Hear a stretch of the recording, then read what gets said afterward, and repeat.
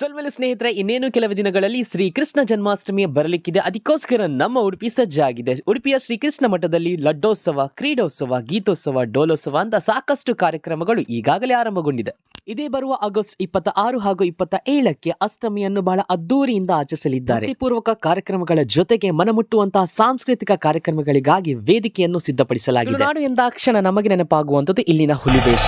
ತಾಸೆಯ ಪೆಟ್ಟಿಗೆ ಮೈಯಲ್ಲಾಗುವಂತಹ ರೋಮಾಂಚನ, ಹುಲಿವೇಷದ ಪ್ರಕಾರಗಳು, ವಿಧಾನಗಳು, ಅದನ್ನು ಹಾಕುವಂಥ ಕ್ರಮ ಹೇಗೆ, ಲೋಬಾನ ಸೇವೆ ಎಂದರೇನು, ಅದರಲ್ಲೂ ಆ ಪಟ್ಟೆಗಳ ರಚನೆ ಹೇಗಿರ್ತದೆ, ಅದರಲ್ಲೂ ಅಬ್ಬರದ ಹುಲಿವೇಷದ ಕುಣಿತವನ್ನು ನೋಡಬೇಕಂತ ಹೇಳಿದ್ರೆ ಖಂಡಿತವಾಗಿ ನೀವು ಅಷ್ಟಮಿಗೆ ಬರಲೇಬೇಕಾಗುತ್ತೆ. ಉಡುಪಿಯೆಲ್ಲೆಡೆ ಪಿಲಿನಲಿಕೆ ಸ್ಪರ್ಧೆಗಳನ್ನು ಏರ್ಪಡಿಸಿ ಜಯಗಳಿಸಿದಂತಹ ತಂಡಕ್ಕೆ 1,01,000 ರೂಪಾಯಿ ಹಾಗೂ 50,001 ರೂಪಾಯಿ ಬಹುಮಾನಗಳನ್ನು ಕೂಡ ನೀಡಲಿದ್ದಾರೆ. ವಿಶೇಷವಾಗಿ ಹೆಣ್ಣು ಹುಲಿಗಳ ತಂಡವು ಕೂಡ ನಮಗೆ ನೋಡಲು ಸಿಗುತ್ತದೆ. 1,28,00,000 ರೂಪಾಯಿಯನ್ನು ಬಡ ಮಕ್ಕಳ ಚಿಕಿತ್ಸೆಗಾಗಿ ನೀಡಿದಂತಹ ನಮ್ಮ ರವಿ ಕಡ್ಪಾಡಿ ಅವರ ವಿಭಿನ್ನವಾದಂತಹ ವೇಷವನ್ನು ಕೂಡ